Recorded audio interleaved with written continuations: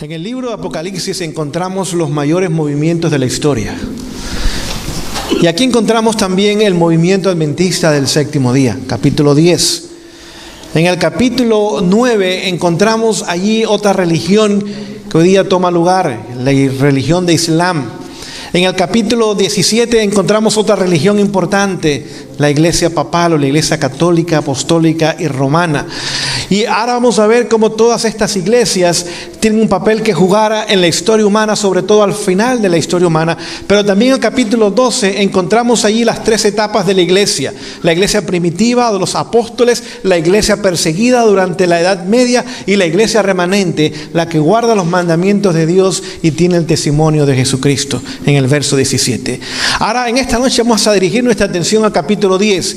Quizás es una parte de Apocalipsis que no ha estudiado tanto, pero no se preocupen, esta noche vamos a comenzar a estudiarlos juntos. Dice lo siguiente, verso 1, capítulo 10, vi descender del cielo a otro ángel fuerte. Así que lo primero que vemos es que hay un ángel fuerte que desciende ¿de dónde? Del cielo. Este ángel no cae del cielo, este ángel desciende del cielo. Hay una gran diferencia. Cuando cae del cielo es que no tiene la aprobación de Dios, pero cuando desciende del cielo es que tiene un mensaje especial que darnos. Y vamos a ver quién es este ángel fuerte que encontramos en el verso 1. Vamos a darnos cuenta que este ángel tiene un uniforme. Pregunto yo, ¿los uniformes serán importantes? Yo creo que sí. Pregunto yo, ¿el bombero tiene su uniforme? ¿El juez tiene su uniforme? ¿El doctor tiene su uniforme? Es decir, los uniformes nos ayudan a determinar qué trabajo hace la persona. ¿Cuál es su profesión? ¿Cuál es su misión? Y vamos a ver que el uniforme de este ángel fuerte nos va a ayudar a entender no tan solo su misión, sino quién él es. Y vamos a ver el primer elemento, la primera característica, hay 4 que encontramos del uniforme de este ángel fuerte que desciende del cielo, que es enviado por Dios. El primero que encontramos dice, envuelto en una nube. El segundo es, con el arco iris sobre su cabeza. El tercero es, su rostro era como el sol. Y el número 4 y último, y sus pies como columnas de fuego. Vamos a descifrar estos 4 elementos del uniforme para que podamos entender el mensaje que en esta noche la palabra del Señor tiene para nosotros. Envuelto en una nube. ¿Qué significará eso? Vamos a dejar que la palabra de Dios nos dé la respuesta. No olvide, cuando usted encuentra algo difícil en la Biblia, no cierre la Biblia. Porque la Biblia es su propia interpretadora. Ella misma se interpreta. No vaya a las noticias, se va a confundir. No vaya tampoco al ser humano, lo va a confundir. Deje que la misma palabra de Dios le dé las respuestas. Vamos a ver esto de nubes, ¿qué significa? En el mismo libro de Apocalipsis capítulo 1, y vamos a ver otros versículos. Mantenga su dedo en el capítulo 10, vamos a regresar ahí en unos momentos. Dice lo siguiente, he aquí que viene con las nubes. Otra vez encontramos la palabra nubes. Y todo ojo le verá, y los que le traspasaron, todos los linajes de la tierra, harán lamentación por él. Sí, amén. Así que vemos que otra vez las nubes están involucradas con ¿qué evento? Su segunda venida, no la primera, su segunda venida. Y cuando venga viene con las nubes.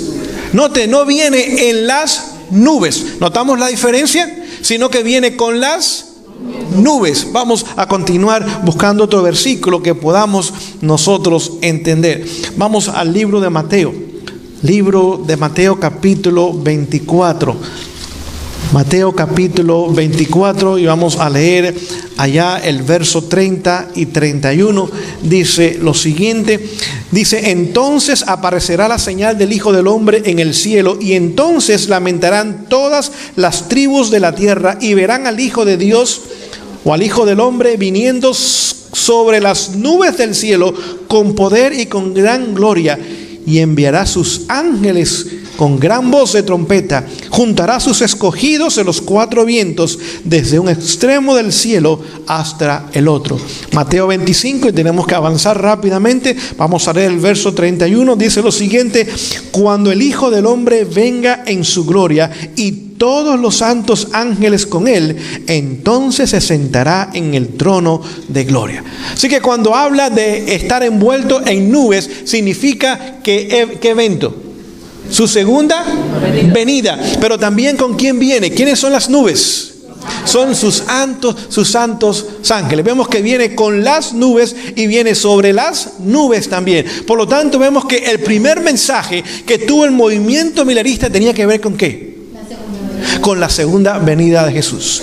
¿Sabe qué tomó lugar cuando Miller y sus seguidores comenzaron a hablar de la segunda venida de Jesús?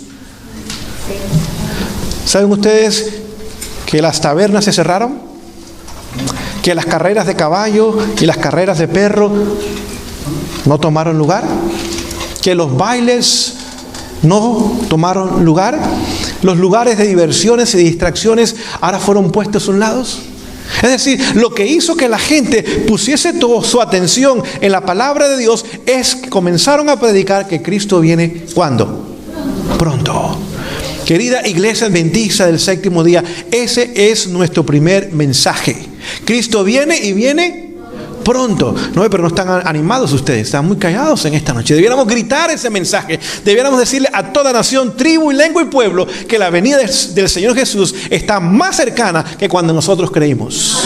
Y cuando la gente se dé cuenta que el tiempo está por terminar, cuando la gente se dé cuenta que las cosas de esta vida no tienen valor, ahora pondrán su atención en las cosas espirituales y se prepararán para la segunda venida de Jesús.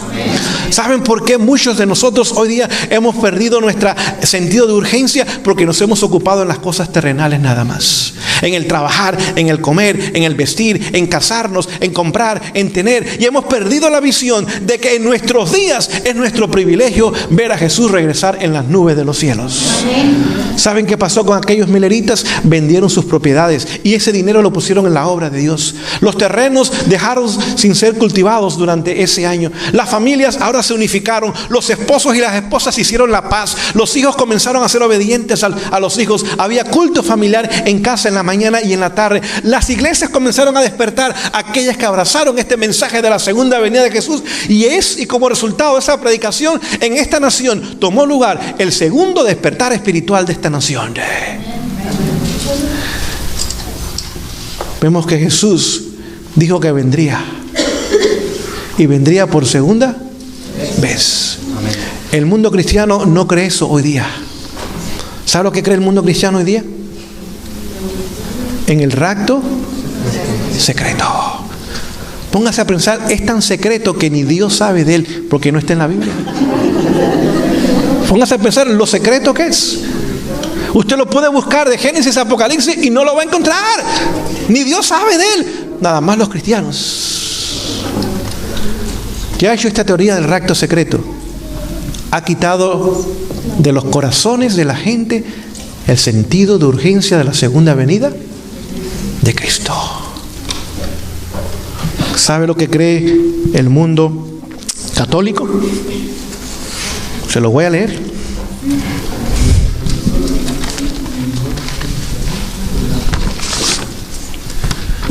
Esto es de septiembre del año pasado. Esto está fresco todavía. Tienes nada más 5 o 6 meses nada más.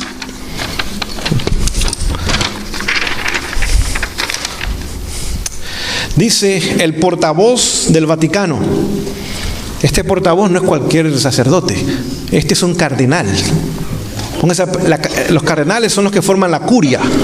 En otras palabras, son los que eligen al Papa. Y nada más hay como 120 en todo el mundo. Este no es un párroco allá de una parroquia que nadie sabe quién es. Este está en el Vaticano y es un cardenal. Vamos a ver lo que dice él en cuanto a la segunda venida de Jesús, porque es la nueva posición de la Iglesia Católica. Les voy a leer lo que dice él. Dice, se anunció oficialmente. No es algo que dijo él, es un anuncio oficial. O sea, se anunció oficialmente hoy que la segunda venida de Jesús, el único Hijo de Dios, no tomará lugar. Y le pide a sus creyentes que, como tienen fe, todavía quizás piensen en la posibilidad de su venida. Pero ahí no termina. El cardenal Giorgio Salvadore dice que este año, refiriéndose al año 2014, será el último año donde el Vaticano va a esperar la segunda venida de Jesús. El último año. Nosotros sentimos que Él no va a regresar como se ven las cosas. Óigame, si hubo un tiempo que se ven las cosas, que va a regresar pronto esos días. Al menos que los ciegos no vean nada. Continúo leyendo. Casi 2000 años atrás Jesús prometió a sus discípulos que regresaría en el capítulo 14 de Juan, versículos del 1 al 3. Ese capítulo todavía sigue siendo vigente. Jesús es el mismo ayer, hoy y para siempre. Y los cielos y la tierra pasarán, mas mi palabra no pasará. ¿Entendemos eso? Ok. Dice lo siguiente. Dice, continúe diciendo, el portavoz del Vaticano dice que Jesús tuvo que romper su promesa porque posiblemente hizo la promesa bajo el efecto del vino. Esto es blasfemia.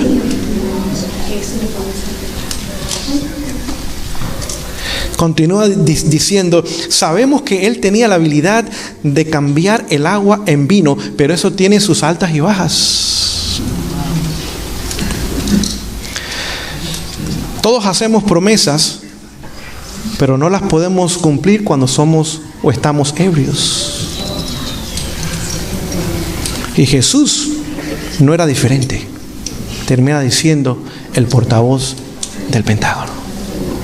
¿No creen en la venida de quién? De Jesús.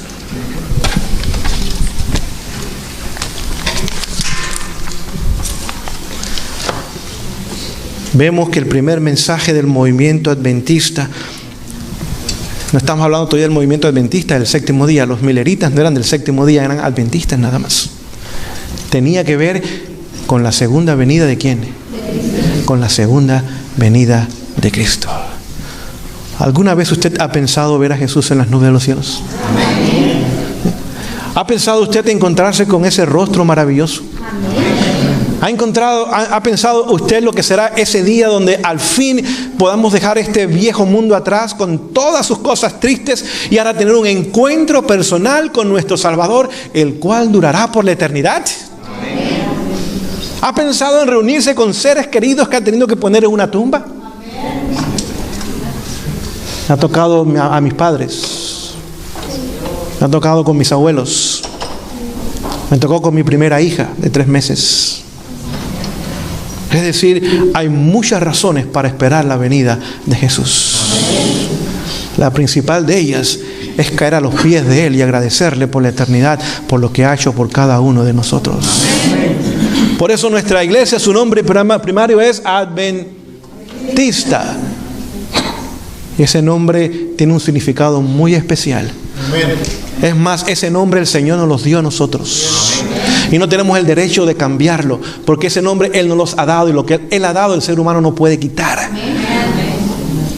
Por razones legales habrá que poner otras cosas, pero en nuestro corazón el primer nombre sigue siendo Adventistas.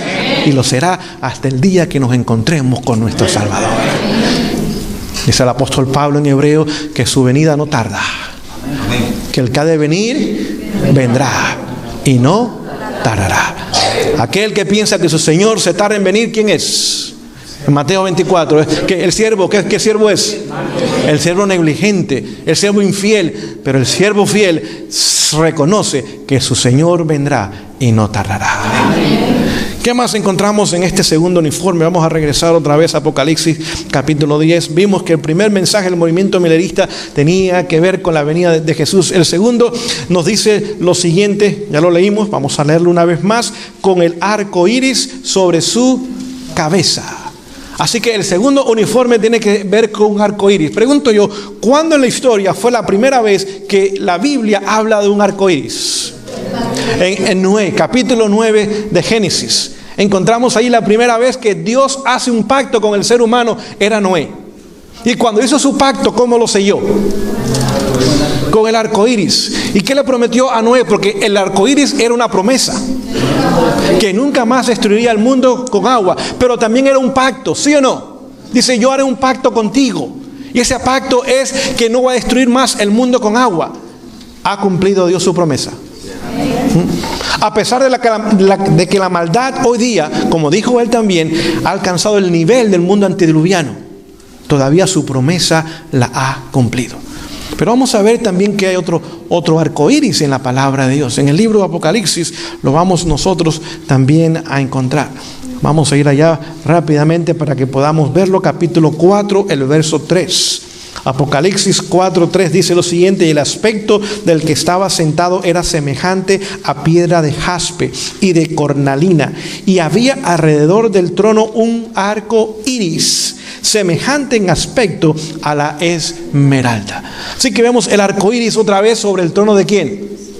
Sobre el trono de Dios. ¿Qué significa ese arco iris sobre el trono de Dios? Ese arco iris representa el pacto que Dios tiene con su pueblo hoy día, y vamos a verlo en un momento.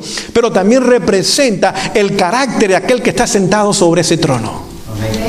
Pregunto yo, ¿el azul qué representa?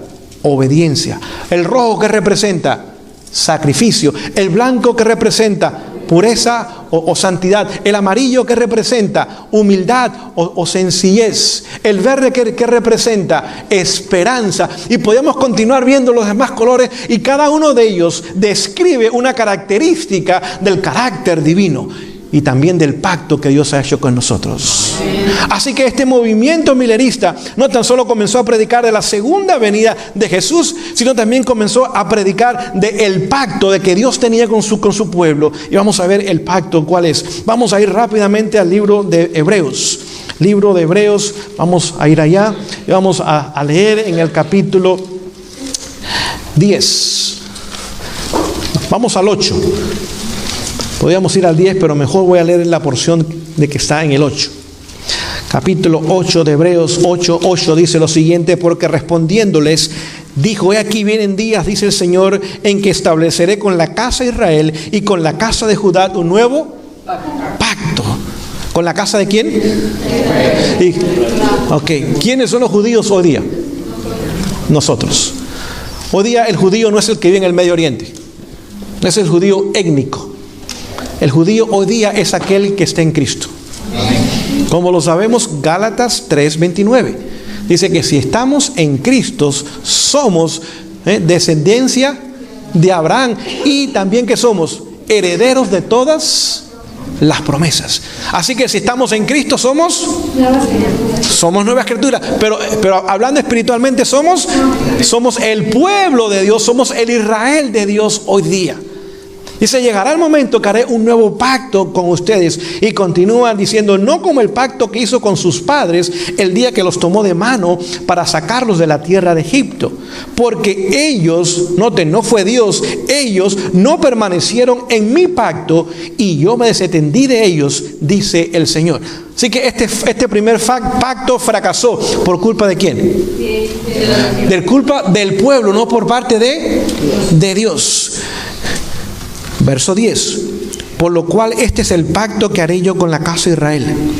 Después de aquellos días, dice el Señor, pondré mis leyes, ¿dónde? Exactamente. Y sobre su corazón las escribiré, y seré a ellos por Dios, y ellos me serán a mí por pueblo. Otra vez vemos que ahora Dios hace un pacto con nosotros. Y ahora cuando el movimiento adventista, después de dar lugar al movimiento adventista del séptimo día, una de las cosas que comenzó a hablar, que comenzó a enseñar, que comenzó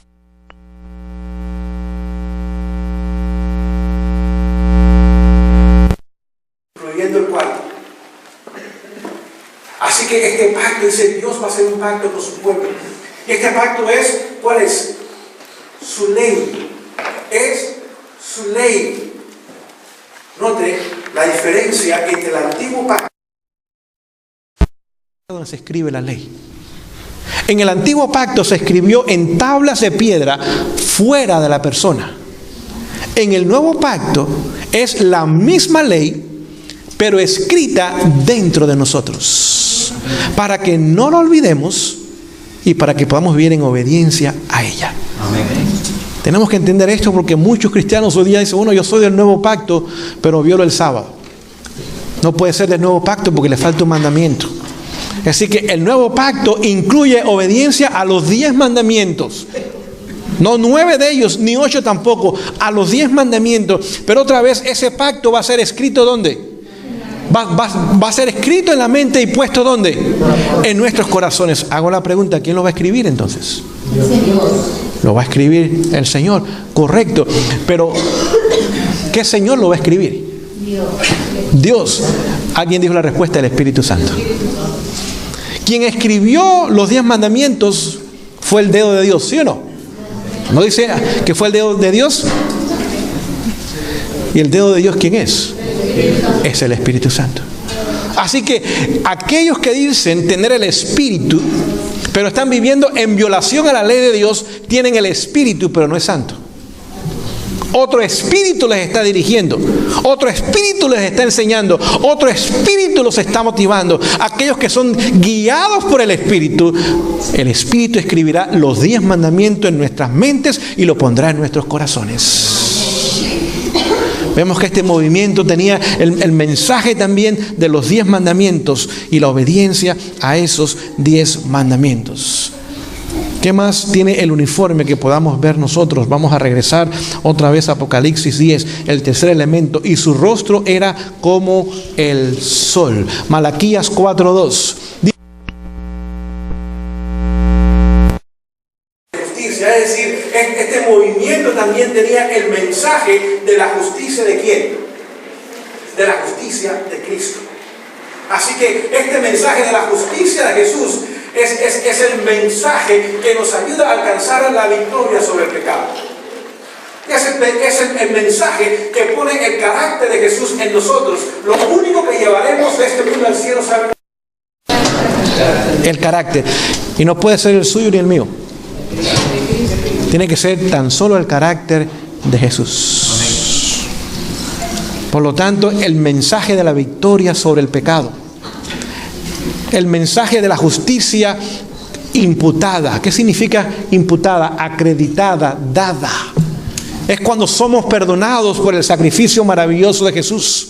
Pero ahí no termina la obra de salvación. La obra de salvación también incluye justicia impartida, la vida santificada, la victoria sobre el pecado, el cambio del carácter, la belleza de Jesús reflejada en nuestras vidas. ¿Piensan ustedes que van a haber accidentes en el cielo? ¿Que van a haber choques en el cielo? No. No olviden, en el cielo no se venden seguros de carro. No puede haber choques en el cielo. Tenemos que permitir que este carácter sea moldeado hoy día por la obra del Espíritu a la semejanza del carácter de Jesús. ¿Saben por qué hay tantos problemas en casa hoy día? Por nuestro mal carácter.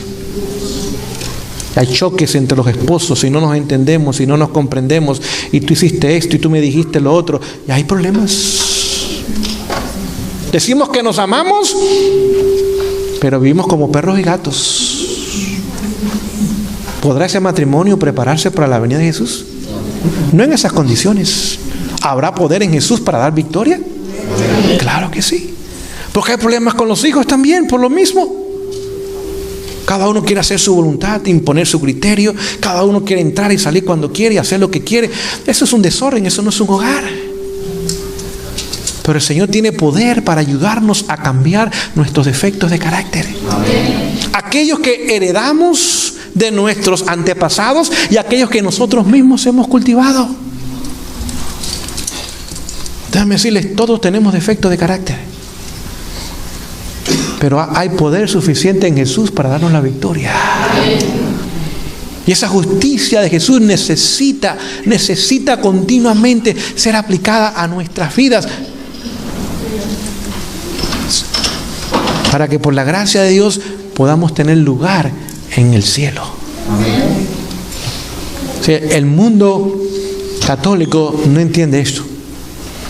Ellos piensan que son sacramentos, penitencias, que son velas y santos. Y son clérigos que tienen que ver para perdonar sus pecados, pero no creen en la victoria sobre el pecado. Por eso tiene que confesar sus pecados un hombre y continuar yendo a la misa, para que haya perdón y perdón. El mundo evangélico tampoco entiende esto. Ellos piensan que el plan de salvación terminó en la cruz. Pero allí no terminó. Ahí comenzó. Jesús tenía que ascender a los cielos y allá hacer una obra que debe ser paralela con nuestras vidas, para que ahora los méritos ganados en la cruz del Calvario pudieran ser ofrecidos al pecador para el perdón del pecado, pero sobre la victoria sobre el pecado. El único pueblo que tiene el mensaje del santuario es el pueblo adventista del séptimo día. Y tenemos que entenderlo. Dice que el entendimiento correcto del mensaje del santuario es el fundamento de nuestra fe, como lo es también el estudio de las profecías.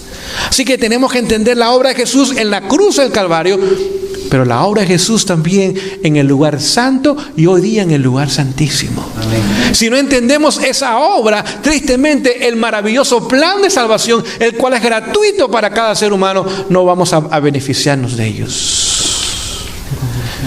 ¿Qué más vemos en el uniforme? Y sus pies como columnas de fuego. Los pies.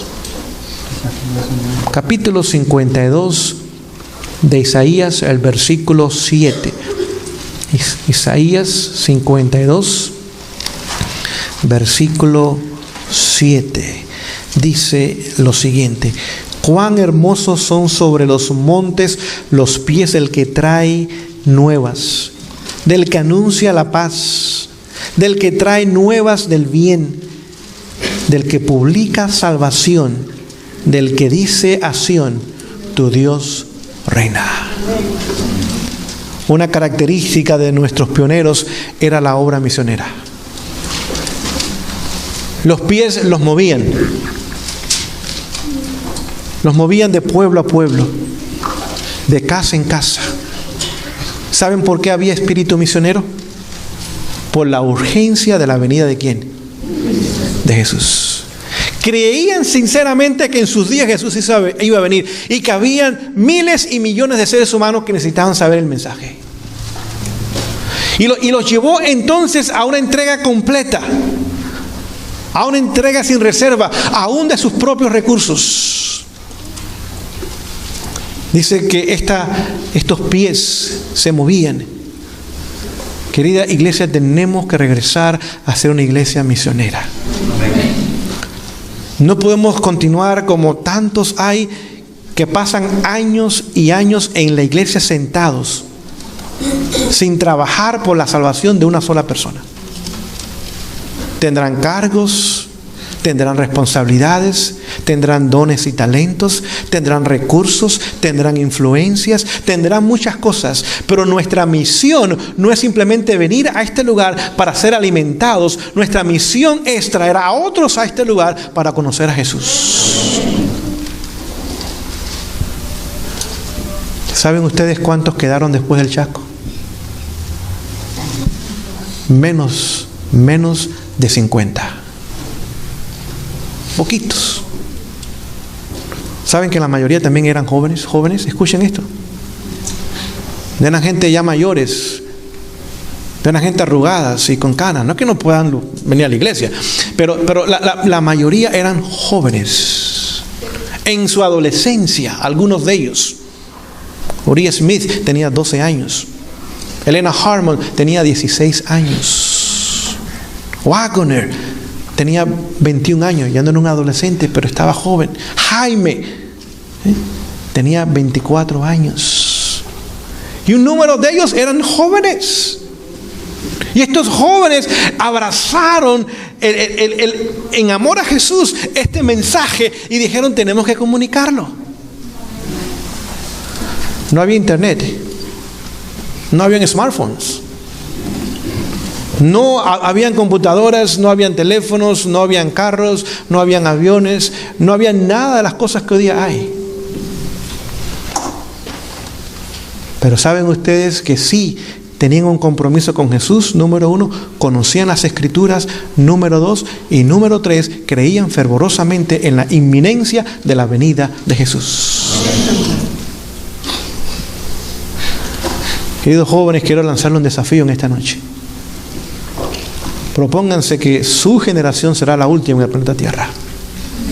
La última, no más. ¿Quieren seguir viviendo en este mundo? Con las tragedias que vemos, con los problemas que vemos, con las crisis que nos rodean, ¿queremos seguir viviendo en este mundo? ¿O es tiempo de ir a casa? Yo creo que es tiempo pasado de ir a casa. Y en esta noche, querido joven, o a un niño que estás presente en este lugar, comprométete con el Señor de que tu generación será la última generación sobre este planeta. Tu plan de jubilación va a ser en el cielo. No más 401k, no más seguro social. Plan de jubilación va a ser ¿dónde? En el cielo. Las calles son de oro, ¿sí o no? Así que la economía del cielo está bastante buena, yo creo. Si las calles son de oro, no hay problemas económicos en el cielo. Es tiempo de ir a casa, no por las calles de oro. Es tiempo de terminar el sufrimiento en el corazón de Dios bajo la tragedia diaria de este planeta. Vemos que estos pies simbolizan la obra misionera. Saben que el Señor nos dio 4 pilares para la obra misionera. 4 pilares. Nos dio la obra de publicaciones. Dice que la obra de publicaciones debería ser como hojas de otoño. Dice que la obra de publicaciones la llama los predicadores silenciosos. Esa es la obra de publicaciones. Primer pilar. Segundo pilar que nos dio, y no estoy hablando en orden de importancia ni en orden que llegó al mensaje, simplemente los menciono, fue la obra médica misionera. No tan solo médica, porque tiene apellido también. Si usted hace obra médica y no es misionera, no es la obra de Dios. Y si hace obra misionera pero no es médica, no es tampoco el plan de Dios. Es obra médica misionera. No olviden, nuestros doctores eran pagados del diezmo, porque eran ministros y tenían una credencial ministerial. Todos. Kellogg's la tuvo mientras fue fiel al Señor. Es más, nuestros ministros recibían capacitación médica misionera y los médicos recibían capacitación ministerial y eran pagados del diezmo. Desde la crisis con el doctor Kellogg's, la obra médica misionera se separó. Aún hoy día, si usted va a estudiar medicina, usted va a Loma Linda. Si va a estudiar usted teología, va a Andrews. 2000 millas de separación. Porque no tiene nada una que ver con la otra. Al final del tiempo, el Señor va a unir ambas obras. Y la va a unir, ¿saben de dónde? La va a unir a través de centros médicos afuera de las ciudades. Lo que llaman outpost. Es decir, él no puede terminar esta obra antes que esta obra médica misionera se una otra vez. Centros de avanzada. Y eso no es una familia, tiene que ser un grupo de personas donde puedan unirse recursos, unir talentos, unir capacidades, unir tiempo para hacer esa obra. No es tan solo obra médica misionera de traer personas a recibir tratamientos, sino es obra de capacitación para que otros puedan hacer esa obra y duplicar esa obra en otros lugares. Número 3, obra de educación. Obra de educación. Número 4, obra ministerial. 4 pilares. Dios nos los dio para que a través de esos pilares este movimiento llevase el mensaje a toda nación, tribu, lengua y pueblo. Si vemos hoy día qué ha pasado con la obra médica misionera, desapareció. Los únicos lugares que usted encuentra algo de obra médica misionera es en la obra de sostén propio. Los únicos lugares, tristemente. ¿Qué pasó con la obra de publicaciones? En el mes de noviembre del año pasado, la Review and Herald cerró. Nada más nos queda una casa de publicaciones en Estados Unidos, la Pacific Press. Primero cerró la del sur, ahora cierra Review and Herald, nos queda una casa de publicaciones. Si somos honestos, aún vamos a nuestras librerías, la gran parte de la literatura ni es nuestra. Y el pueblo no se está alimentando porque no hay, o sí hay, pero no hay la abundancia y la variedad y el costo económico que deberían tener. Por eso vemos que otra vez la obra de sostén propio del Señor la levanta con obra de publicaciones. Querida hermandad, en esta noche tenemos que entender estas cosas prácticamente. Porque el destino nuestro está en la balanza. No por nuestras buenas o malas acciones, no es lo que me refiero, sino las decisiones que tomamos. ¿Dónde estoy dispuesto yo, por la gracia de Dios, a poner mi apoyo?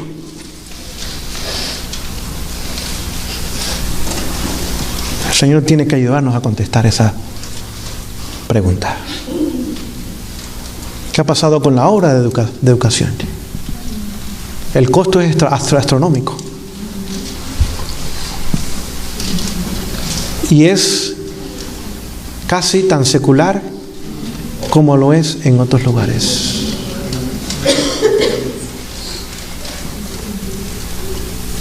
El énfasis no es en este libro. El énfasis es en libros escritos por hombres, en deportes competitivos, los cuales no deben tomar lugar entre nosotros. Nuestra obra educativa tiene características distintivas. Dios dice que en primer lugar nuestro énfasis en la obra educativa era en la formación del carácter. Dice que la obra educativa es la obra de redimir. ¿Entendemos esa declaración? No es información nada más. No es matemática y física y geografía. Hay lugar para esas cosas. Pero en primer lugar, la obra educativa nuestra, su característica primaria era redimir. Hago una pregunta, padres, ¿entendemos eso? ¿Entendemos eso? Nuestra primera obra no es trabajar, no es casa grande, carros nuevos, ropa nueva. No, esa no es nuestra primera obra. Nuestra primera obra no es hablar inglés. Nuestra primera obra no es tener papeles. Nuestra primera obra no es vivir cómodos en este mundo. Nuestra primera obra es con nuestros hijos. Y hoy día no entendemos estas cosas. El Señor nos dio el libro El Hogar Cristiano, nos dio el libro La Conducción del Niño, nos dio el libro Consejos para Maestros, Estudiantes y Padres, pero nosotros no leemos. ¿Queremos ver el Chacal y Don Francisco el sábado de noche? Queremos ir a las tiendas y al mall y sabemos los especiales cuando hay y no entendemos estas cosas y nuestros hijos crecen y crecen y crecen, pero sus caracteres están deformados y sus corazones no aman a Jesús ni entienden su mente la palabra de Dios. Serán doctores, serán abogados, serán licenciados, pero no estarán en el reino de los cielos. ¡Qué tragedia! ¡Qué tragedia! Que este pueblo remanente con el mensaje para este tiempo, en vez de preparar una generación para encontrarse con su Dios, prepare una generación para trabajar para las corporaciones americanas. O tenemos que entender este mensaje de esta noche. No es de carácter tan solo de conocimiento, es de carácter práctico. ¿Qué ha pasado con nuestra obra ministerial?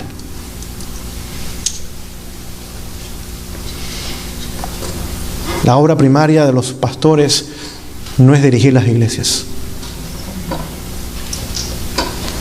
Saben que antiguamente los pastores ni eran miembros de la junta de iglesia, ni miembros eran de la junta de iglesia. Los ancianos dirigían la iglesia. Fue durante la Segunda Guerra Mundial que un montón de hombres se fueron a la guerra Y ahora ya no había liderazgo en las iglesias, que ahora comenzaron a asignar pastores a las iglesias. Antes los pastores eran asignados a un territorio, no a ninguna iglesia. Léalo. Están los escritos todavía de los pioneros y de los hijos de los pioneros. En el año 1947 fue la primera vez que un pastor se asignó a una congregación. Antes se asignaba a una zona. Por ejemplo, el pastor fulano de tal, vamos a mandarlo al territorio de Dallas. Venía aquí a Dallas, estableció una iglesia en el norte, después vamos al sur a hacer otra iglesia, después vamos al este, vamos a hacer otra iglesia, y vamos al oeste a hacer otra iglesia, y después vamos al downtown a hacer otra iglesia. Y cuando terminaba, pues ahora vamos a ir al territorio de Houston. Eran territorios. Ni eran miembros de la junta de iglesia, mucho menos dirigir la junta de las iglesias. Y hoy día, los pastores no tan solo dirigen la junta de iglesia, dirigen la junta y dirigen la iglesia. Y no pasa nada sin su consentimiento y su presencia.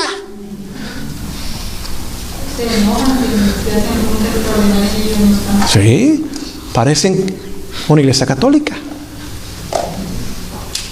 Pero el pueblo no conoce esto porque no entiende estas cosas. Pero no se quieren oponer, los demás dicen, no, ¿por qué le vamos a faltar el respeto al pastor? No es faltar el respeto, es llevarlo al lugar que Dios lo puso. El respeto le faltamos a Dios cuando violamos sus principios. El plan de Dios para los ministros eran 3 nada más. Era en primer lugar la obra de proclamar el mensaje. Es decir, llegaba a Dallas y decía, bueno, aquí vamos a establecer una iglesia, vamos a comenzar a tocar puertas. Vamos a comenzar a invitar gente. No quizás en una iglesia, quizás aquí en una casa, llega una persona, 2 personas. Con el tiempo había bastante interés, entonces hacía una campaña de evangelismo. Y después de la campaña de evangelismo, a propósito, las campañas de evangelismo duraban 3, 4 y 5 meses. No eran de una semana. Eso no era. Usted puede leer todavía, usted puede conseguir los temas, por ejemplo, de Loughborough, que fue el último de los pioneros en morir en el año 1924. ¿Saben cuántos temas tenía en su campaña de evangelismo? 80 temas. Y no es que hubieran reuniones todas las noches. Habían reuniones 4 veces por semana. Después, los 3 días, eran yendo a las casas para hablar con la gente, para orar con la gente, para ayudarlos a entender, para contestar sus preguntas, para ayudarles con sus inquietudes y ayudarlos a afirmarse en el evangelio. Al mismo tiempo, el pastor tomaba 2 o 3 personas, sobre todo jóvenes, y los llevaba para irlos capacitando. Esta es la hora para hacer, esta es la hora para hacer. La segunda obra del pastor era educar.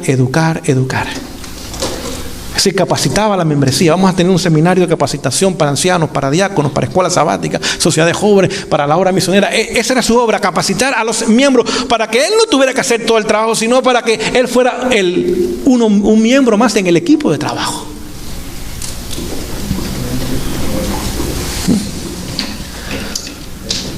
Y la tercera obra del pastor era entonces ayudar con las funciones de la iglesia. Cuando había Santa Cena, había bautismo, bodas, alguien moría, él estaba allí, por supuesto, para oficiar en esas ceremonias. Pero ni en la junta de iglesia era miembro. Si en algún momento había un punto difícil en la junta de iglesia, el pastor era invitado a venir para ese punto ser tratado. Y dice, bueno, pastor, usted como hombre de experiencia que conoce la Biblia y el Espíritu de profecía, ¿qué usted piensa que debemos hacer con este caso? Y el pastor daba su opinión y se retiraba. Ellos tomaban la decisión.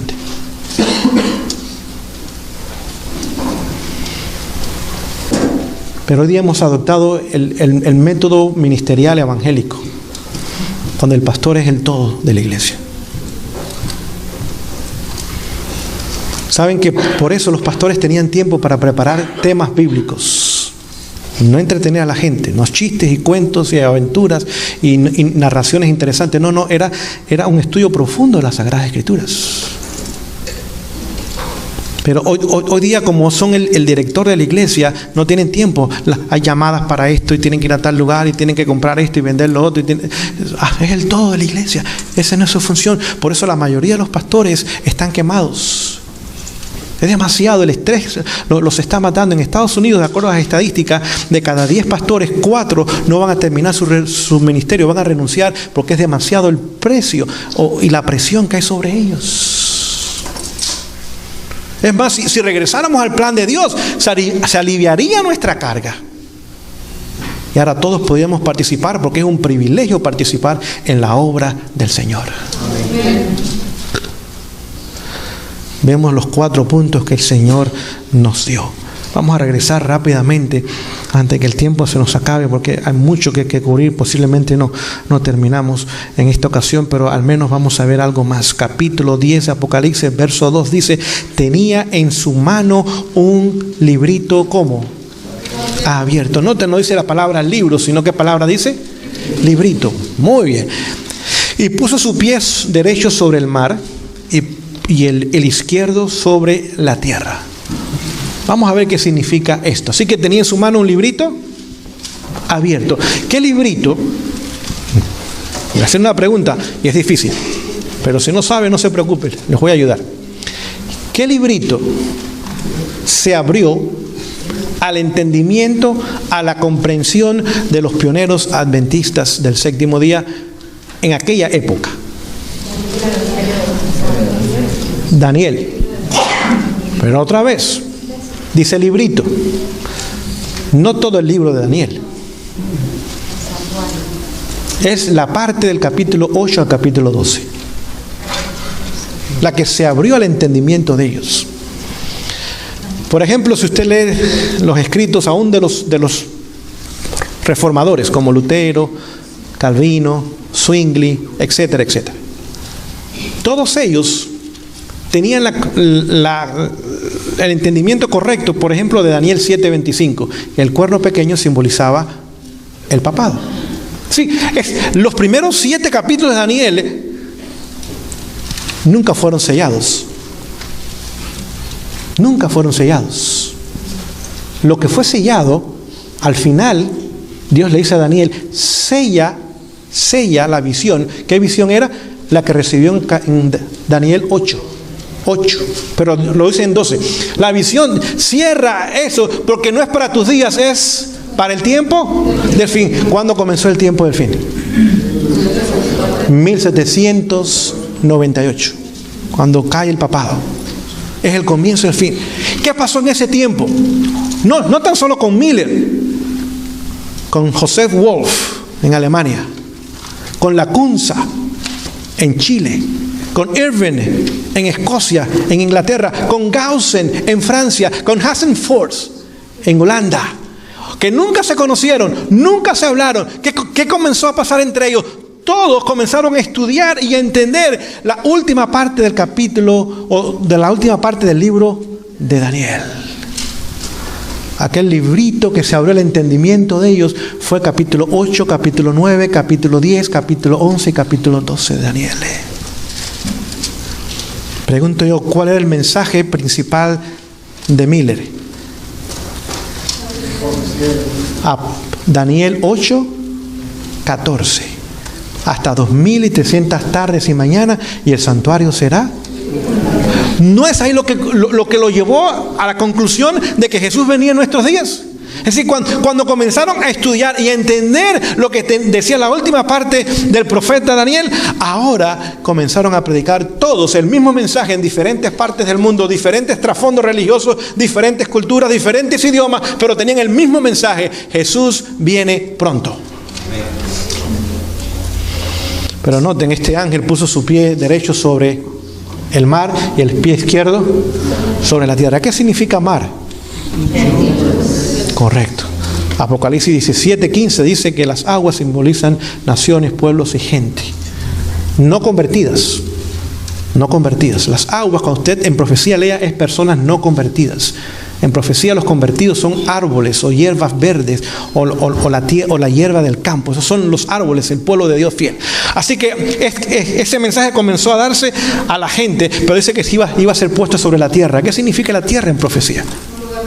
Un lugar desolado. Es decir, Este mensaje iba a ser mundial, en otras palabras. Lugares poblados, lugares muy poblados, lugares con gente, lugares sin gente. El mensaje iba a llegar. Porque este ángel fuerte, este ángel poderoso, iba a poner su pie sobre la gente y los lugares donde había poca gente. En el mundo entero, en otras palabras. A propósito, ¿quién piensan ustedes que es este ángel fuerte? Jesús. Es el mismo Jesús. Cuando fue el tiempo para traer el mensaje adventista, no se envió un ángel. Jesús mismo vino a darlo. Esas características que vemos nosotros de su uniforme, no es un ángel, no es una criatura, es el mismo Dios. Nos hizo depositario de sus santos oráculos y de su santo mensaje. ¡Qué privilegio tenemos nosotros! Deberíamos estar brincando de gozo todo el tiempo, que el Señor nos ha llamado de las tinieblas a su luz admirable. ¿Y qué más dice el mensaje? Vamos a continuar el verso 3. Y clamó a gran voz, como ruge un ovejo. Oh, ustedes lean bien, porque yo puedo leer mal a veces. Así, como ruge un león. Pregunto yo, ¿este mensaje se va a dar así en forma calladita? ¿O hay que darlo con rugido de león? Dice que lo dio a gran voz. ¿Y como rugido de qué? ¿Saben ustedes que esta palabra, ruge, tan solo aparece una sola vez en la Biblia? Es en este lugar. No aparece más en toda la Biblia. Es la palabra mutakai, griega, que es un rugido a todo voz. Pregunto yo, cuando vamos a Apocalipsis 14, ya hay 3 ángeles, ¿cómo dan el mensaje ellos? A gran voz. Pregunto yo, ¿cómo estamos dando el mensaje nosotros hoy día? No. Nuestro mensaje es de rugir. Nuestro mensaje es de rugir. De rugir. Es de clamar a gran voz. ¿Saben por qué? La única forma de llamar la atención de hoy día es gritando. Porque hay tantas cosas que compiten por la lealtad del tiempo y de la mente de la gente. Y usted no puede decirle, oye, mire, ¿qué le parece? No. Si una casa está en fuego y son las 2 de la mañana y la familia está durmiendo, que usted le va a decir, vecino, levántese. ¿Le va a decir eso? ¿Qué le va a decir? Usted no va a tocar la puerta, usted va a romper la puerta. Usted va a hacer todo el ruido que usted pueda hacer y todo el movimiento que usted pueda hacer. ¿Saben por qué? Porque hay una familia en peligro, pero ellos no saben que están en peligro y no les queda mucho tiempo para salir del peligro.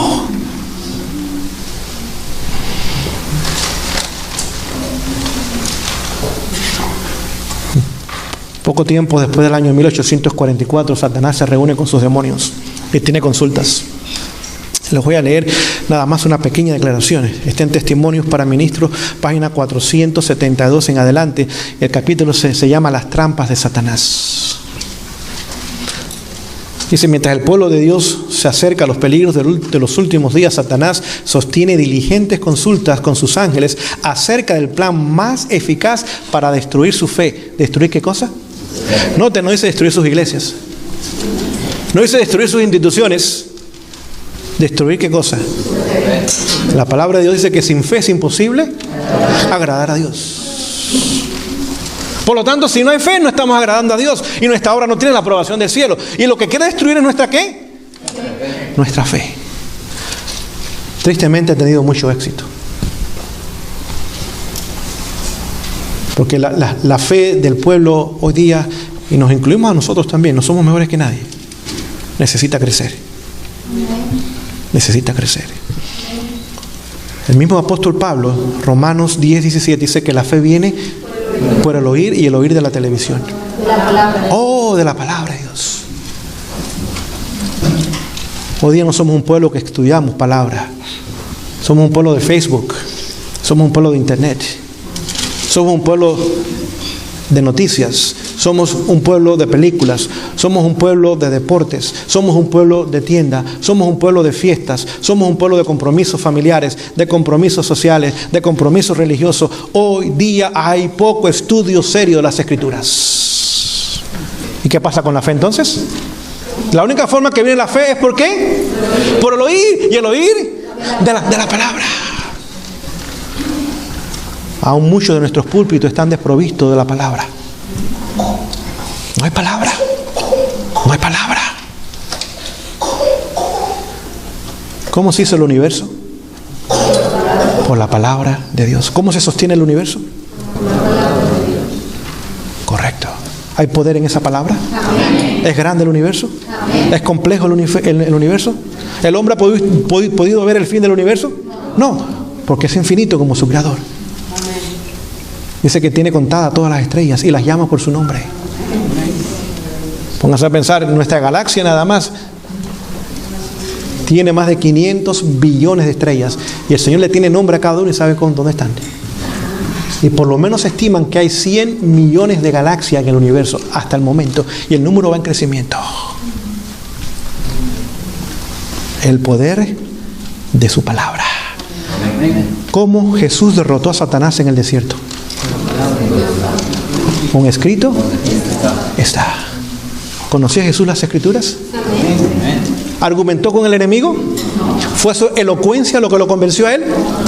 ¿Le dio un cassette del pastor para que lo escuchara? No. Cada vez que vino una tentación, dijo, ¿escrito? ¿A dónde lo llevó? A la palabra. Hay poder en la palabra. Hay poder en la palabra, pueblo. Pero tenemos que entrar en la palabra y permanecer en la palabra. Apocalipsis 13:3 dice que el mundo entero se va a maravillar detrás de la bestia. ¿Sí o no? Sí, pero el mismo apóstol que escribió Apocalipsis escribió el libro de Juan. ¿Y qué dice allá? Vamos un momentito, vamos a leerlo. Juan capítulo 17.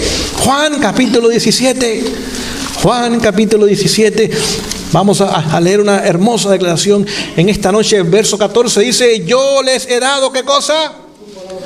Tu palabra, y el mundo los aborreció, porque no son de quién, del mundo, como tampoco yo soy de dónde, del mundo. El mundo se va a maravillar detrás de quién, de la bestia, pero los que están en la palabra no son de dónde, del mundo, por lo tanto no van a seguir a la bestia, van a permanecer en Cristo. Amén. Pero si no estamos en la palabra, nos estamos preparando para seguir ese poder falso, que hoy día se está levantando más que nunca y tomando la supremacía del mundo, entrando todas las organizaciones políticas, económicas, educativas y a todas las iglesias también. Entendemos estas cosas, pueblo de Dios. No estamos jugando en esta noche, no estamos entreteniendo gente en esta noche, lo estamos llevando a la palabra, porque hay poder en esta palabra. Tenemos que ir a casa y abrir nuestras Biblias. Hay que cerrar revistas, periódicos, hay que cerrar el laptop. Hay que quitarnos de Facebook, porque tenemos que estar en the book, no en Facebook. Amén.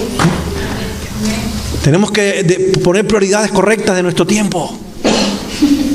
La primera hora del día, ¿a quién le debe pertenecer? A Dios. A Dios. No es al empleador, no es a la cocina, no es a la escuela, es a Dios. Tenemos que estudiar este libro y profundizar en él, porque este libro nos va a ayudar a no maravillarnos detrás de este poder papal. Permanecer en los caminos del Señor. Aunque los cielos se desplomen y la tierra se abra, nosotros seguiremos a Jesús. Vemos entonces, regresando otra vez a Apocalipsis capítulo 10. Vamos a rugir de hoy en adelante, ¿sí o no, pueblo? ¿Verdad? Gloria a Dios por eso. Verso 4 dice, cuando los 7 truenos hubieron emitido sus voces. ¿Cuántos truenos? 7. Muy bien. ¿Qué significan truenos? Trueno significa la voz de Dios. La voz de Dios.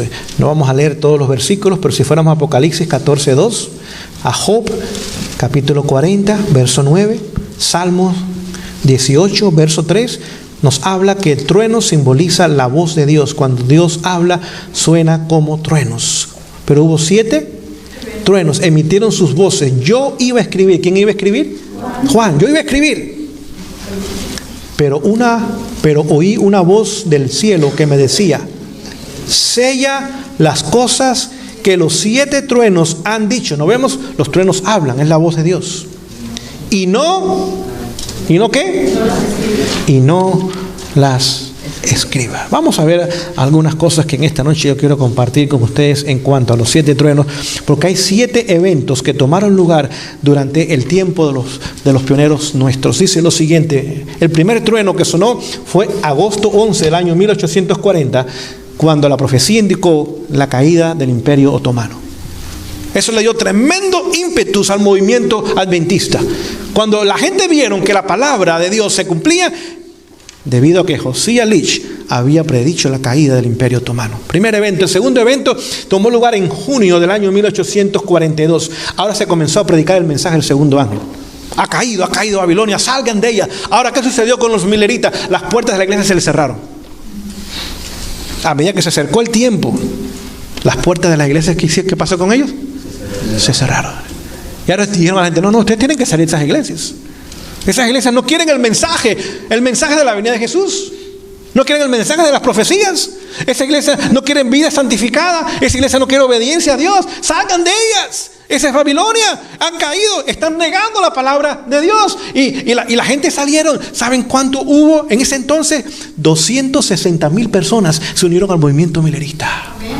Más de 250,000 de personas. En aquel entonces Estados Unidos no era el tamaño que es hoy día, ni tenía la población que tiene hoy día. Mucha gente. Fue la segunda voz del trueno. Miller iba a escribir estas cosas y dice: no las escriba. Vamos a ver por qué más adelante. Lo tercero que tomó lugar fue cuando en la primavera del año 1843 ocurrió el primer chasco. Jesús no vino. Ellos habían olvidado de que en la historia no hay año cero, que del año 1 antes de Cristo se pasa al año 1 después de Cristo. No había año cero en la historia. Entonces, claro, no es en 1843, pero tuvieron que pasar por ese chasco. Cuando pensaban ellos sin fecha, nada más lo pusieron en la primavera.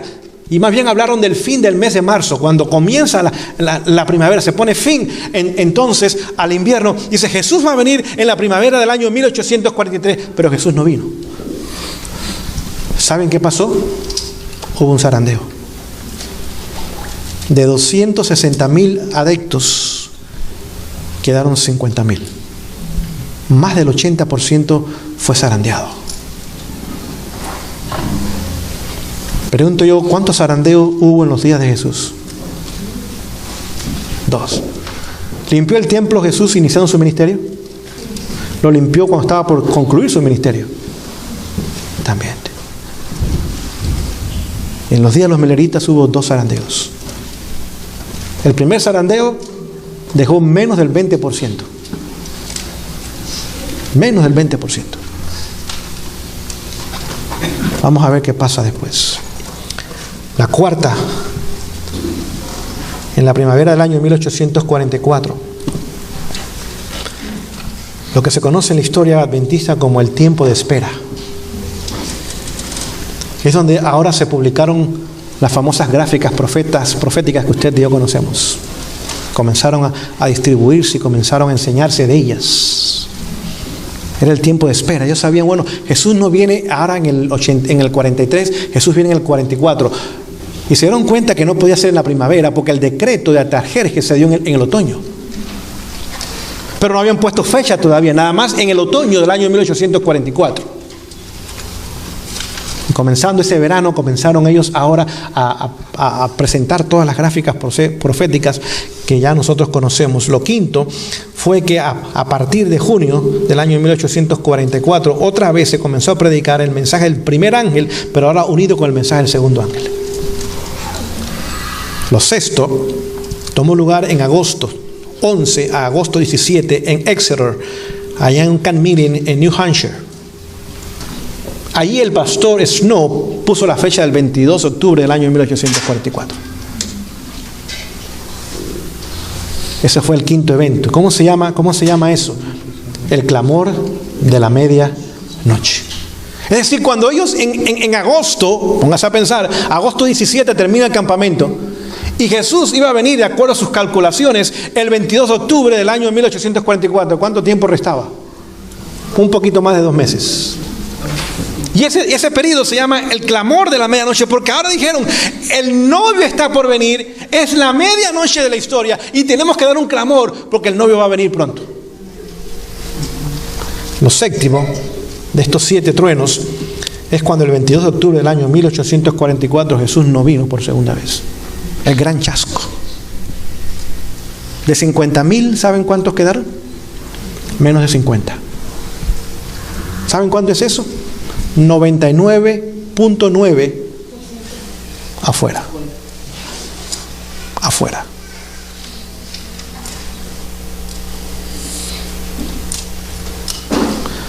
Pregunto yo, ¿cuántos zarandeos va a haber en la iglesia adventista del séptimo día?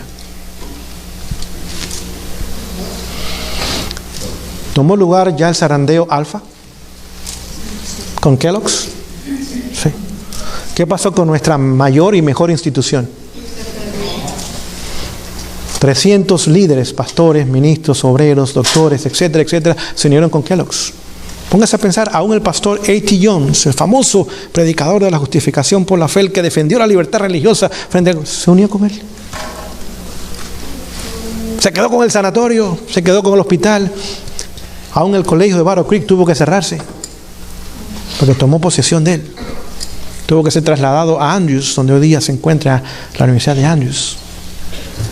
Y se llevó los talentosos líderes que teníamos en aquel entonces. Dice que la obra sufrió 50 años de atraso. Pero ¿saben algo ustedes? Dice que la señora White vio la apostasía Omega y tembló por el pueblo. Dice que será de un carácter mucho más serio que lo que fue la apostasía Alfa. Y hoy día estamos en medio de ella. Hoy día estamos en medio de ella. Querida hermandad, tenemos que entender la palabra de Dios. Si no, nos vamos a unir con la apostasía, aún con buenas intenciones. Tenemos que entender la palabra de Dios. ¿Qué libro trajo la apostasía alfa? Porque hubo un libro que trajo la apostasía alfa, que escribió Kellogg's, de panteísmo, el templo viviente, como panteísmo. ¿Qué libro dio inicio a la apostasía Omega? Preguntas sobre respuestas. El libro que se escribió después que dialogamos con los evangélicos y cedimos algunos puntos de doctrina en el año 1957. Y eso ha ido creciendo y creciendo y creciendo y creciendo y se ha hecho un gigante hoy día. Y hoy día no tan solo estamos en el zarandeo. El zarandeo tiene 2 fases. Está el zarandeo y está donde las cosas se ciernen. El tiempo donde se cierne, donde aún el grano ahora tiene que ser escogido y tan solo el grano completo, el grano integral, el grano que no es genéticamente alterado, va a quedar. Los granos quebrados, los granos imperfectos, los granos no bien desarrollados, eso se van también. Y déjenme decirles, todavía ese zarandeo que está pasando a su segunda parte va a tomar mayor intensidad cuando llegue el tiempo de la ley dominical. Todavía no nos cuesta nada sentarnos en una iglesia. No nos cuesta nada ir a una iglesia y sentarnos el sábado ahí. No nos cuesta absolutamente nada. Es más, es aún popular ser cristiano en esta nación. Pero cuando llegue la ley dominical, que es el próximo evento que va a tomar lugar proféticamente hablando, cuando llegue ese momento, nos ha dicho claramente la pluma inspirada que es la última prueba para nosotros. ¿Cuándo usted se prepara para una prueba? ¿Antes, durante o después de la prueba? Correcta la respuesta. ¿Nos estamos preparando?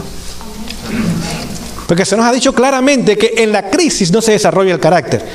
En la crisis se revela el carácter. Es la última prueba. ¿Y qué sucede si usted no pasa la última prueba y tomó una clase? Sacó una A. O una B entonces. O una F. Una F. Está fracasado. Esa es nuestra última prueba.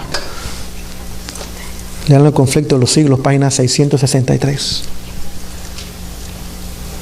Y es ahí donde dice que de campos que parecían maduros no va a quedar nada.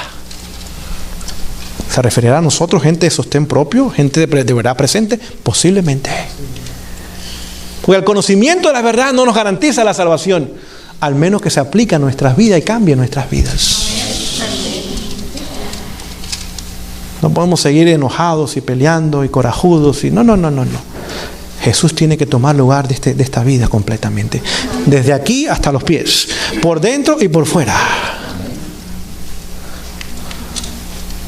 Dice que el zarandeo será de tal magnitud que va a parecer que la iglesia va a caer. Te va a decir, no, aquí no queda nada. Como Elías. No, aquí yo soy el único, Señor. Y no estaba equivocado Elías. Pero él no sabía lo que Dios sabía. Que habían 7,000 que no habían doblado sus rodillas a Baal. Un profeta no pudo discernir el zarandeo en sus días. No lo pudo discernir. Y Dios se lo tuvo que explicar. Cuanto menos nosotros que ni profetas somos. Así que va a parecer que no queda nada. No olviden, después de la ley dominical, ¿qué pasa con las instituciones nuestras? Dice que todas van a dejar de existir. Todas. Si usted no puede comprar y vender, ¿podrá sostener alguna obra? Económicamente hablando. No. Porque no hay dinero para el pueblo de Dios. Amén. Nadie dice amén a eso, pero bueno, va a llegar, querida iglesia, va a llegar. Cuando su cuenta en el Banco de América va a ser 0. Cuando su casa no va a valer nada. Su carro no va a tener ningún valor. Cuando no puede ir a comer ni al Taco Bell. Cuando no pueda poner gasolina en el tanque de su carro. Vamos a ver quién queda entonces.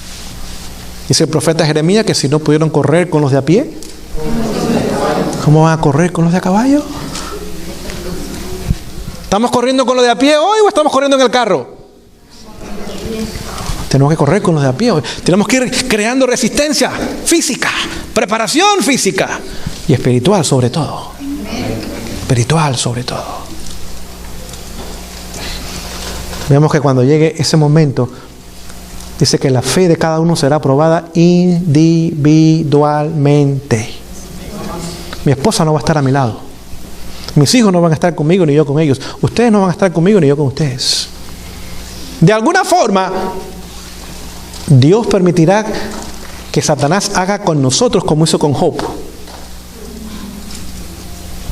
Pregunto yo, ¿apretó la tuerca de Job, Satanás? ¿Hasta cuánto? Hasta lo último. Pero hay una diferencia entre Job y nosotros. Es que en el tiempo final habrá muchos mártires. Y Job, Dios le dijo a Satanás, no le puedes quitar la vida. A propósito, Job es un tipo de los 144,000. Pasarán por el tiempo de angustia, pero permanecerán justos, rectos, piadosos y apartados del mal. Y cuando la tuerca se nos apriete, ahora vamos a ver quién es quién. Vamos a ver quién trabaja por un sueldo y quién trabaja por amor a las almas. Vamos a ver quién está dispuesto a pasar hambre, cansancio y demora. Ese conflicto de los siglos, página 679. Esas 3 cosas, dice, tenemos que esperarlas y van a llegar a nosotros. ¡Hambre! ¡Ay, hambre! ¿Cómo va a pasar hambre? Hoy día estamos rodeados de comida. Cada cuadro usted encuentra algo para comer. No es que debe comer lo que venden ahí, pero por lo menos hay para comer. Cansancio, ni se diga. Tenemos cámaras cómodas y con aire acondicionado y no sé cuántas cosas. Hasta las bancas, las iglesias hoy día están acondicionadas y el aire acondicionado y la gente viene a dormir a la iglesia. Qué triste. Y esperar demora. ¿Saben por qué demora? Durante el tiempo de angustia dice que Dios quemará toda ligadura que hemos creado con este mundo. Y la tuerca apretada, Señor, ven pronto, Señor, ven pronto. Dice, no, todavía no. Yo tengo que dejarlos a ustedes por un tiempo, porque los 144,000 vindicarán el carácter de Dios. Sin intercesor en los cielos, sin pecar en la tierra. Con decretos de muerte, no pueden comprar ni vender. La enemistad de todo el mundo contra ellos. Si ustedes piensan que la gente hoy día odia a los ISIS, deje que llegue el pueblo de Dios. Los hijos se van a quedar chiquitos. Chiquitos. Cuando dice que los peores enemigos vendrán de nuestras propias familias. Padres entregarán a los hijos a la muerte. Póngase a pensar eso no ha pasado en la historia anterior. Los hijos entregarán a los padres a la muerte. La suegra entregará a la nuera y la nuera a la suegra y los hermanos a los hermanos. Y va a ser una condición que nunca hemos visto en el planeta Tierra. Y todavía tenemos que amar a Jesús y amar a aquellos que nos tratan mal.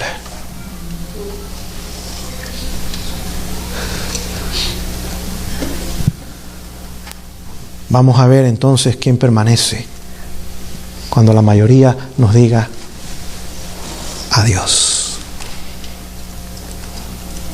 Póngase a pensar si no quedó ni el 1% después del chasco, ni el 1%. Lo que quedó fue la 10ª parte del 1%. 99.99, adiós. Y cuando vio la apostasía, Omega dice que era de un carácter mucho más serio, dice que tembló por la condición del pueblo.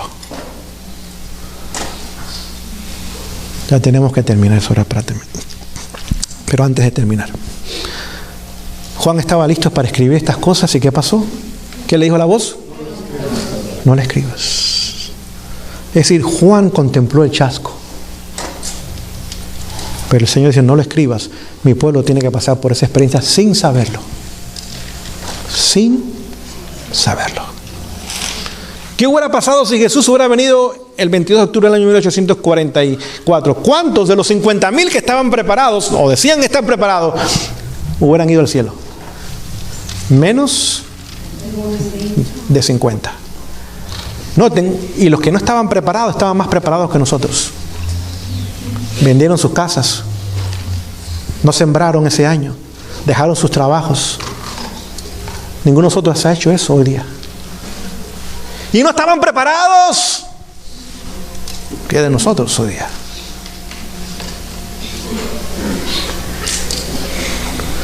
Es decir, que Juan contempló el chasco y me imagino que lo voy a escribir para que... No, dice Dios, no lo escriba. Deja que pasen por esa experiencia.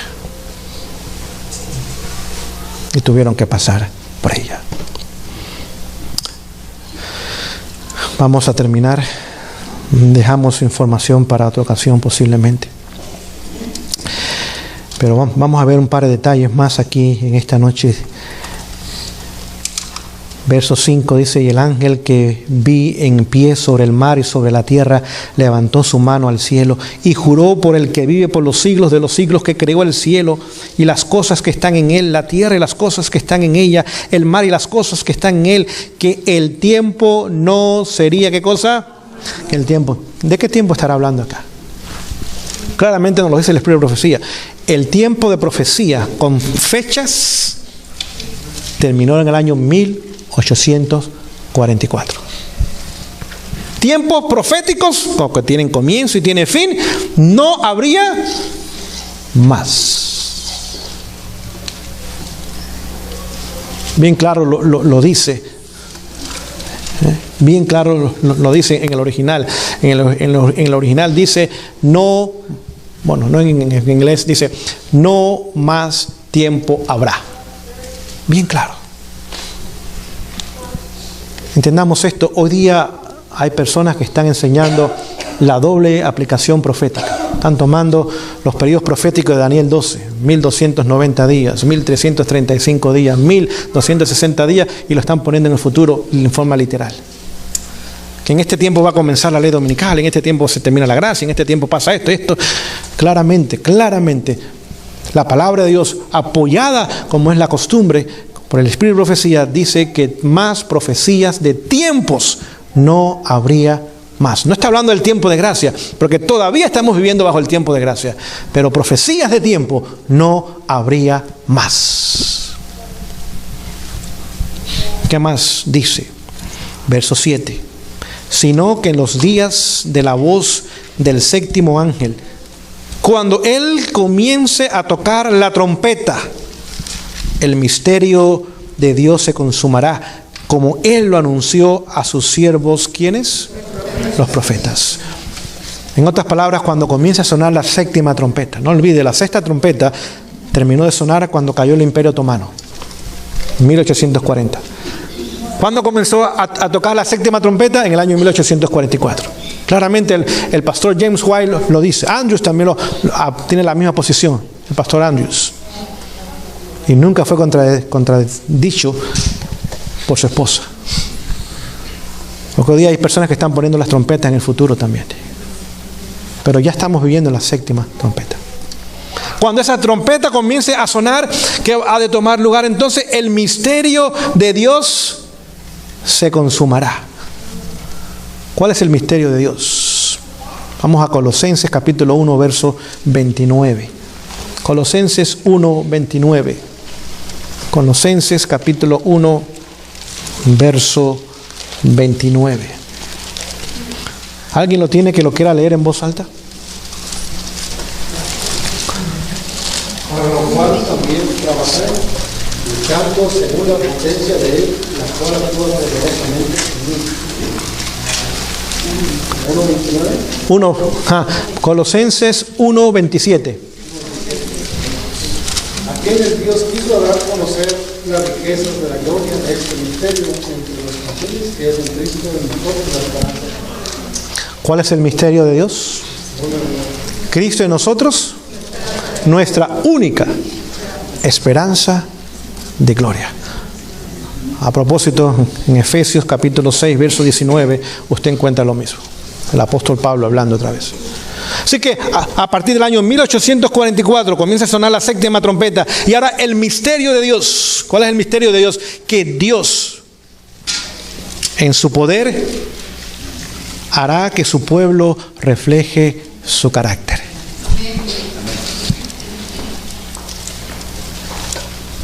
Por eso todavía estamos en este mundo, iglesia. La única razón es que todavía esa obra no se ha terminado en nosotros. Todavía el misterio de Dios, póngase a pensar que en carne humana como la nuestra, carne caída, carne pecaminosa, con 6,000 años de herencia de pecado, el poder de Dios hará una obra maravillosa, misteriosa, aún para el ser humano, que es que su gloria, su carácter hermoso se revelará en nosotros. Amén. ¿Recuerdan cuando Moisés le dijo a Dios, muéstrame? ¿Qué le mostró Dios? Le mostró su carácter. Cuando Moisés lo vio, dijo, ¡oh, Dios fuerte, misericordioso, piadoso, grande en perdonar! Pero que no tendrá por inocente aquel que continúa en sus pecados. Lo que vio fue la belleza del carácter de Dios. El mundo necesita ver eso en nosotros hoy día. ¿La verdad la tenemos? Sí. ¿El carácter? No. Por eso la gente no está impresionada por nuestro cristianismo. Pues, le podemos decir muchas cosas bonitas y podemos decirle esto está pasando, aquello está pasando, pero cuando nos ven dicen, no me impresiona tu verdad. Si fuera tan poderosa tu verdad, cambiara tu carácter. Esa lengua le tomara control a ella. Esos ojos que se van por donde no tienen que ir. Ese apetito sin control. Ese genio. No. Sigue con tu verdad. Yo me quedo con lo que yo tengo. Hoy día quien le está poniendo el freno a la venida de Jesús somos nosotros. El mundo entero está listo. Las evidencias son muchas. El Vaticano está listo, el protestantismo apóstata está listo, todo está listo. ISIS está listo, todo está listo. ¿Y nosotros? Todavía no. El misterio de Dios necesita revelarse en su pueblo. Y Jesús dijo, este género no sale. Si no es con ayuno, hay que luchar. Pregunto yo, ¿luchó Jacob fuertemente una noche? ¿Cambió su carácter ese encuentro con Jesús? De usurpador se llamó ahora príncipe de Dios. De ladrón, ¿era ladrón? Oh, sí. ¿Era mujeriego? Tenía 4. ¿Le robó al suegro? ¿Le robó a los cuñados? Sí. Estaba listo para el cielo, ¿verdad? Porque tenía todo el conocimiento de la verdad que Isaac le había dado. ¿Estaba listo para el cielo? No. Es más, si no se hubiera encontrado con Jesús, si su vida hubiera sido cambiada esa noche, Hubiera sido la última noche de él sobre el planeta Tierra. Al día siguiente Saúl le iba a quitar la vida. Nosotros tenemos que permitir que esa obra se haga y como Jacob luchar. Por eso hay un periodo en la historia que se llama el periodo de la angustia de Jacob. El pueblo de Dios tendrá que pasar por esa angustia también. Hoy día debe comenzar en nosotros esto. ¿Qué más podemos decir acá? Bueno, vamos a leer un verso más, el verso 10, pasemos en adelante. Entonces tomé el libro de la mano del ángel y lo comí, y era dulce en mi boca como la miel, pero cuando lo hube comido, ¿qué pasó? Pregunto yo, ¿las noticias de la venida de Jesús eran como miel? Sí. ¿Y el chasco? Y él. Aquí nos habla del chasco. Es decir, el apóstol Juan pasó en visión esa experiencia. Se comió el librito. Qué rico. Cuando llegó aquí,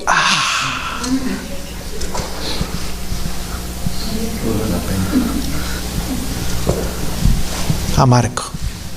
Y termino leyendo el verso 11. Y él me dijo: es necesario que profetices otra vez sobre muchos pueblos, naciones, lenguas y reyes. ¿Cuál es la misión y el mensaje de la Iglesia Adventista del Séptimo Día? Predicar. Y cuando vamos a predicar, ¿qué vamos a usar? Profecía. Claro, es la palabra. Dice que profetices. Pregunto yo, ¿nuestro movimiento fue fundado y comenzó cuando la profecía lo indicó? Sí. ¿Tenemos un mensaje profético que dar al mundo? Sí. Y tenemos que darlo, dice aquí, a pueblos, naciones, lenguas y reyes. Sí, tenemos que ir a la Casa Blanca un día. Porque el presidente Obama necesita saber esto. Ahora, que si no nos permiten, el Señor llevará a otra persona. Pero él necesita saber esto. El Congreso necesita saber. La Corte Suprema necesita saberlo. El mundo necesita saberlo. Y nuestro mensaje es de carácter profético. ¿Saben por qué? Porque la profecía tiene un carácter de urgencia. De urgencia.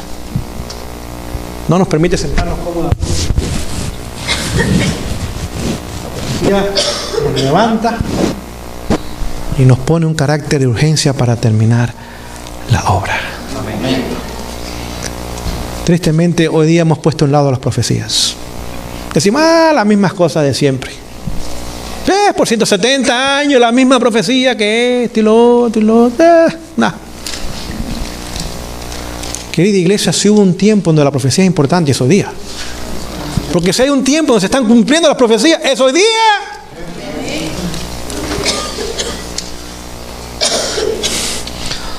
El tiempo no me permite en esta noche, pero los dos primeros versículos del capítulo 11 pertenecen al capítulo 10 realmente. Nada más los voy a leer. Entonces me fue dada una caña semejante a una vara de medir.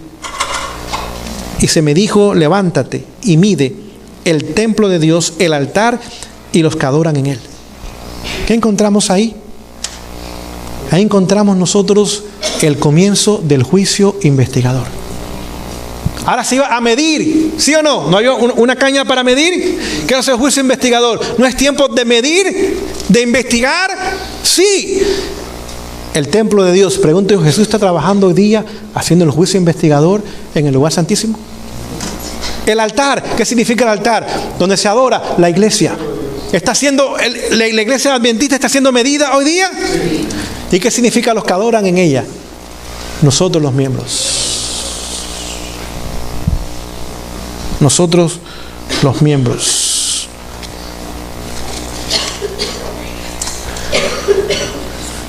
No sé si lo traje para compartir con ustedes. Quizás no lo tengo acá. No.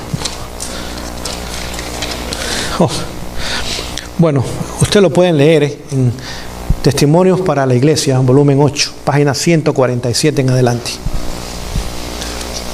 Allí el capítulo se llama ¿Seremos juzgados? Dice que la iglesia adventista será puesta en la balanza de Dios. Y seremos juzgados Cuando hablamos de iglesia, hablamos de los miembros. De acuerdo a la luz recibida y a las oportunidades que Dios nos ha dado.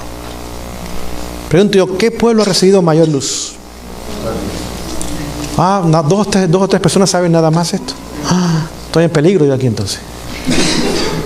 ¿Serán los mormones entonces los que han recibido mayor luz? Ok. ¿Qué pueblo ha tenido las mayores oportunidades? Sobre todo aquellos que hemos vivido en esta nación, rodeados de comodidades y con libertad. ¿Qué nación ha tenido más privilegios que esta nación? Ninguna. ¿Quiénes serán los que tendrán menos excusas entonces? Nosotros. Es decir, cuando usted y yo llegamos a este país, nos pusimos en el lugar más peligroso. Porque más luz brilló sobre nosotros. Con toda libertad y rodeado de todas las bendiciones posibles. Y ahora esa luz nos ha puesto en primer lugar. Y Dios pide que vivamos a la altura de esa luz y esos privilegios recibidos. Vemos que otra vez ahí está el juicio investigador. En los cielos, para la iglesia y para el pueblo. El versículo 2 ahora habla del periodo de los 1260 días, donde 42 meses equivale a 1260 días. El mismo nos dice, durante ese tiempo no te preocupes, no mida, porque es el tiempo para los gentiles. El tiempo de supremacía papal no era tiempo de juicio investigador, era para los gentiles. Lo que está fuera del templo no lo midas, porque la iglesia papal nunca fue la iglesia de Dios. Nunca. Ahora, Dios tiene ovejas en ese redil. Millones. El cielo estará lleno de ellos.